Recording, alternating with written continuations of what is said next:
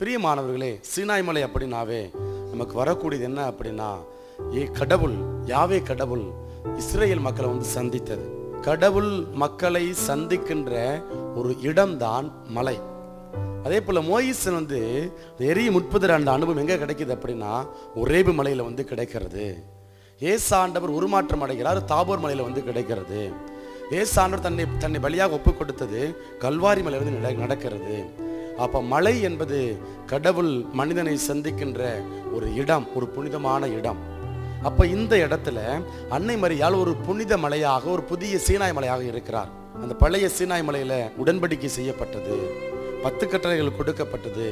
மோயிசனுடைய முகம் பிரகாசமாக இருந்தது. அப்ப இங்கு அன்னை மரியாளுடைய முகம் பிரகாசமாக இருக்கிறது. ஒரு புதிய உடன்படிக்கையாக இயேசு ஆண்டவர் இந்த உலகத்திற்கு வரப்போகிறாரு. அப்ப உடன்படிக்கை நடக்கிறது. ஆவியானவர் அன்னை மரியாள் நிழலிடுகிறார். அதே போல என்ன நடக்குது அப்படின்னா, அன்னை மரியாள் உறவின் பாலத்தை ஏற்படுத்தக்கூடிய ஒரு கருவியாக, உடன்படிக்கையின் கருவியாக அன்னை மரியாள் இருக்கிறாரு. பிரியமானவர்களே, இன்றைக்கு நீங்களும் நானும் ஒரு புதிய சீனாய் மலையாக உருவெடுக்கணும். அன்னை மரியாளை போல ஆண்டவருடைய வார்த்தை தியானிப்போம். நம்முடைய வாழ்வு பிறருக்கு பிரகாசமாய் அமைந்திட, பிறருக்கு ஒளியாய் அமைந்திட, பிறருக்கு உறவின் பாலமாக அமைந்திட நம்மை நாம் அர்ப்பணிப்போம்.